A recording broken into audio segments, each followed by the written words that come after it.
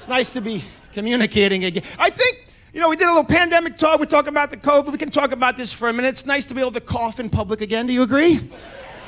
Isn't it? Because in the beginning, and this is the thing, I think we can all agree on one thing now. Now, what side you were on. If you see an individual alone in a car with a mask, you get to knock them right off the fucking highway. Am I right? These people aren't helping the program. And I said, I believe that we were all in it together when this started in 2020. I believe we're all Americans no matter what side. And when Fauci and Trump came out and they said, hey, America, we need 15 days to stop the spread, we all said, yeah, we can do it. And then they came out on day 16 and they said, we need another 15 days.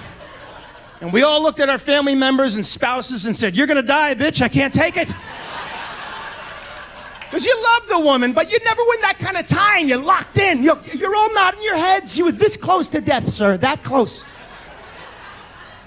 I was locked up with a 92-year-old, he was 90 at the time, 90-year-old Italian father, right? My millennial daughter was 26 with anxiety. Anxiety since don't laugh, it's real, anxiety's real. 3 years old she had it, And I would go nuts because I would leave and my dad would talk to her about this pandemic, And he was getting on my nerves so bad, I tried to smother him with a My Pillow. I was like, come on. He's laughing. He's like, I can breathe, dipshit. It's a My Pillow. It molds to your face. That's the whole pitch. Yeah. And I come in from the pool one day, like day 14, my daughter's freaking out. Because I never blamed the CDC I didn't blame anybody. We didn't know. 1918, that's all you heard. Everybody's a historian at this fucking pandemic. 1918, all right. So I didn't know. They didn't know. They were guessing a little bit. I gave them a little leeway. My daughter goes, Dad, I'm freaking out. I go, what's the matter? She goes, I just saw on the news that if I go to the store to get food and I touch a banana and a guy that had COVID just touched that banana, I'm going to get COVID? I said, Erica, I grew up in the 70s. I ate gum off the driveway. You're going to be fine.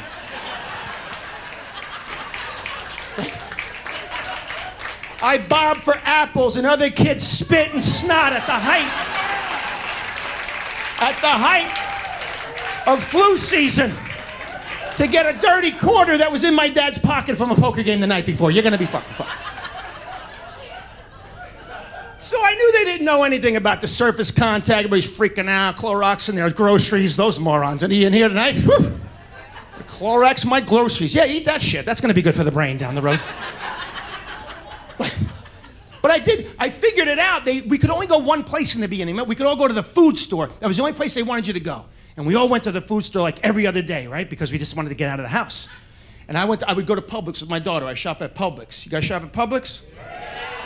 That's 12 people. What do we got, Winn-Dixie trash in here? Have you been to Winn-Dixie? It's disgusting. There's always blood on the floor in the meat section. Can we get a mop? What is this, West Side Story in the meat section? There's blood on the floor. There's always one person. I shop at Aldi because I like to bring a box when I shop. I'm going to save the planet. Yeah, good luck with that plan, dipshit. That's a good plan.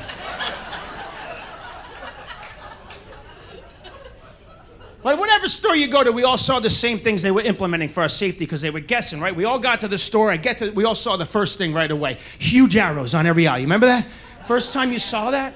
We all said the same thing. What is this shit? And then the guy comes on the loudspeaker. Thank you for shopping at Publix, public shoppers. Please notice the new one-way shopping arrows on every aisle for your safety and convenience. And remember, we're all in this together. Yeah. I said, yeah, tell the asshole with all the toilet paper we're in it together. What am I going to wipe my ass with? But I did. I followed the arrows because I was raised Catholic. If I don't, I go to hell. That's the deal. It's the same as the shopping carts. I'm going to walk it back a half a mile.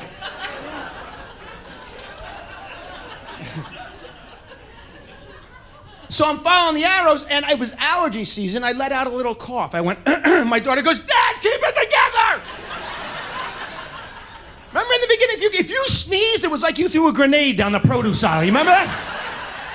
People like, this guy's right out of Wuhan. He's right out of Wuhan. Bob, it's me, your neighbor, Dean. Fuck you, Dean. I saw you get off the plane. I never liked you.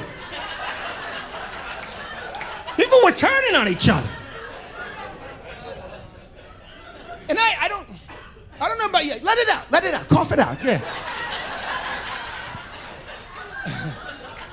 I don't know about you guys, but every time I went shopping, I got to an aisle, I needed an item, the arrow was the wrong way, every freaking time. Mathematically impossible. I get there, I needed pickles. They were 5 feet down. Nobody's in the aisle. My daughter goes, Dad, there's nobody, just grab them. I go, Erica, it's a pandemic. Fauci said walk around. 1918, Erica, walk it around.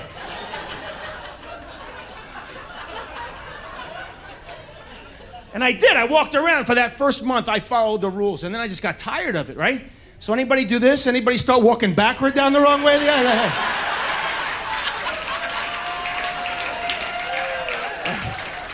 If you saw somebody coming, you stopped and looked up. Oh, those are olives. We need pickles. So I did. I followed the aisle. And we all know one-way shopping isn't going to work. It's like one-way traffic. One person fucks up in the cereal aisle, you're stuck. You know what I mean? You got an old lady with a walker trying to get some brand cereal for the next day's bathroom. She's stuck there. Now you're in swamp ass and COVID mist.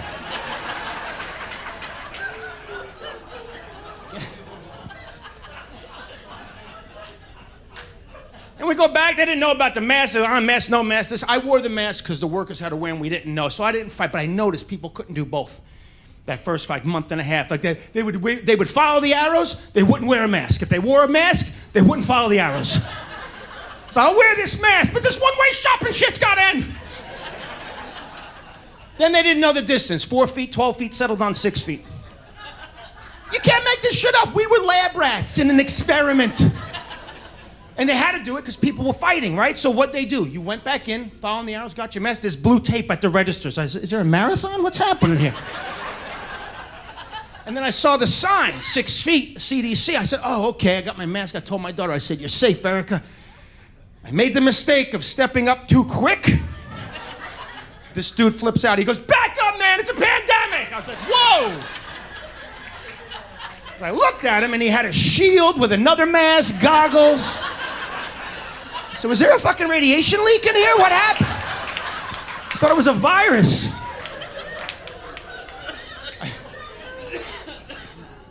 He's, you gotta pay attention, man. This is a pandemic. It's serious. I said, okay, I'm sorry. He goes, no, you gotta pay attention. And he wouldn't stop yelling at me. And I'm in front of my kid here. I go, I gotta shut this guy down. I look in his basket, and I see he's got 2 cases of Coke, 2 packages of Klondike bars, and a bag of Doritos. I looked at him, I said, hey man, COVID ain't your problem. Diabetes is gonna get you way before this shit. Yeah.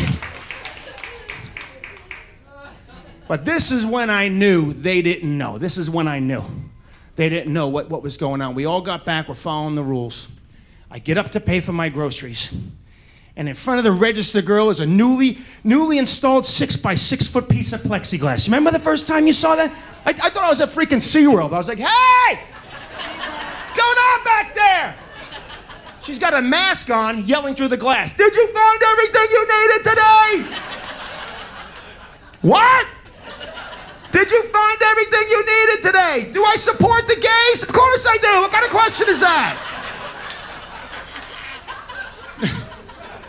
No, did you find everything? I was like, yeah, I found everything. And I'm out of breath because I'm yelling through plexiglass from SeaWorld, right? I took 2 steps to my right to pay for the groceries, and I noticed the bag boy is wide open. Protect the cashier, fuck the bag boy. Did you catch that? We all saw it and we're like, well, this doesn't make sense. And he's clueless. How you doing, sir? That virus is something else.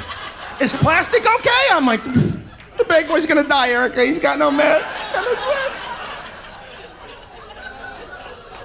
That's what if you said hi to someone, you killed him. Hey, Tom. Thanks, Dean. I'm dead. Appreciate it. He just clueless. And I figured out why. They don't care about his life. Those groceries are already sold. They don't belong to the store. Protect the bitch, counting the profit. That's what I think. And here's the kicker. The bag boy is never a boy, right? It's always a 97-year-old guy named Walter, right? He's got a World War II veteran hat on. His face mask is around his ear. He's like, you want paper or plastic, pussy boy? What do you want? You want me to carry it out to your car for you too, Nancy? Boy, I was there. 1918, dickhead. Come on. He was smoking at the register.